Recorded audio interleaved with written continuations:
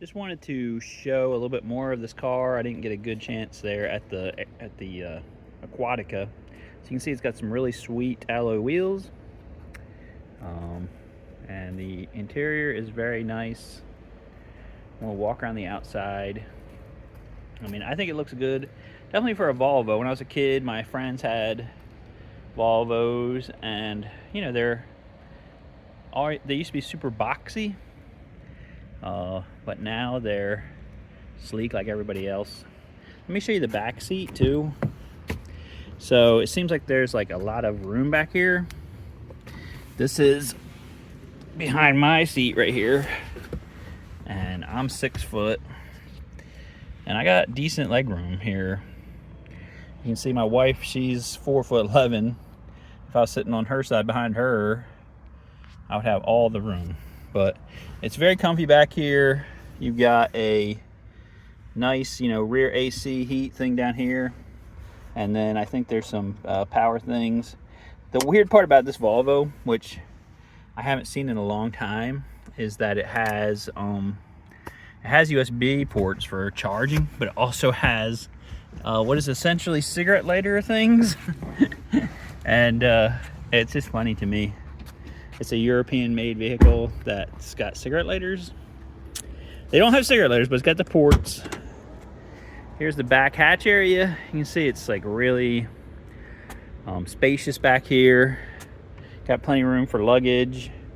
It's got a little fold, and I'm sure the seats, I think, fold down completely flat, actually. I've seen a video, people showing that. And then you even have some storage under the floor here because it's an electric car. It's actually got the OEM floor mats under here. And it's got your jack and your charging stuff and things is all under this part. And of course it's got a power hatch. All those new cars have that. And then I want to show you under the hood, which actually does have some storage under here. Also in the frunk, or whatever you want to call it.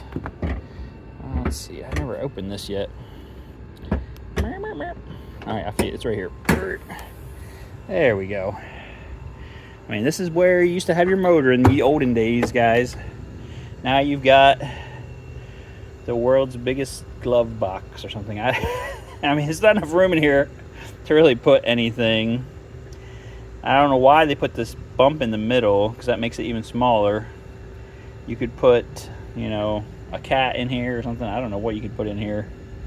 But there's some room, there's space in there if you wanted it. So this whole thing is like a giant sealed Tupperware lid, except for this where you put the washer fluid.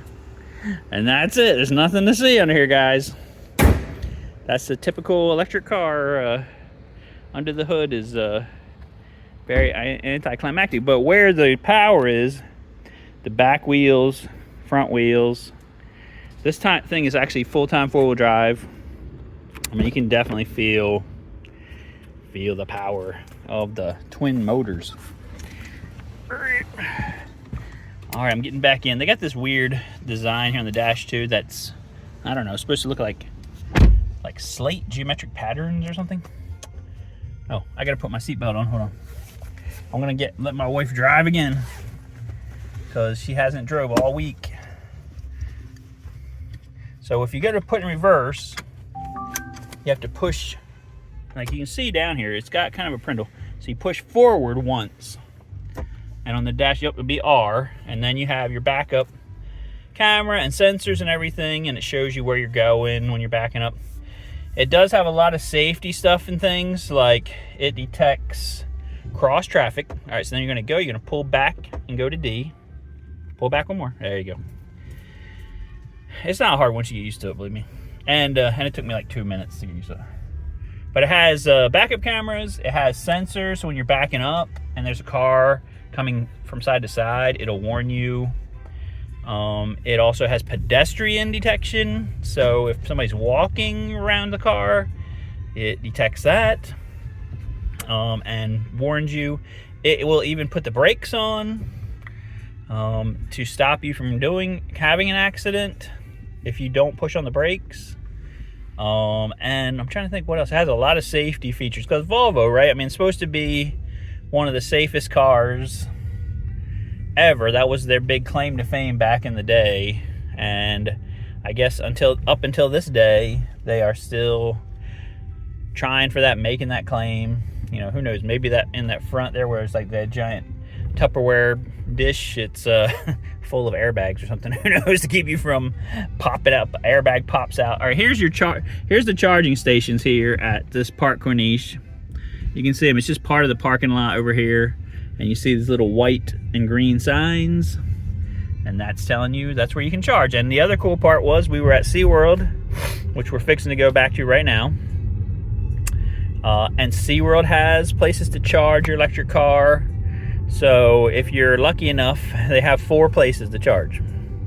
If you're lucky enough to get there first thing in the morning, go up to the charging station, plug in. Again, you could be charging all day while you're in SeaWorld, get out and have, you know, a nicer charge level than when you stop. So, you know, like I said, the charging that I did the other night, I plugged it in at around 5 or 6 o'clock, and about 3 o'clock in the morning it was done. So you're saying, oh, that's a long time. It's like 10 hours, 8, 9 hours, okay, to go from 48% to 100%.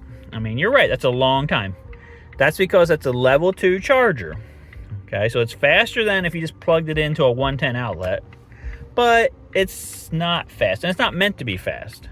But this car, from what I was reading, it does have level, like a higher level than level 2, level 3, 4, I don't know. Whatever level is higher. All right, let's go.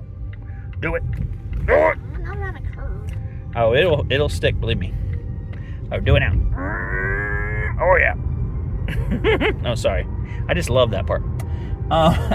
So, you know, it can charge way faster if you have a charging station. So say you're on a trip and you're like getting down 20%. And you're getting scared. Your wife's getting scared. She's like, "What, honey, we're down 20%. Ah. And so if you pull it into a charging station, to go from 20% to 80%, it takes 20 minutes.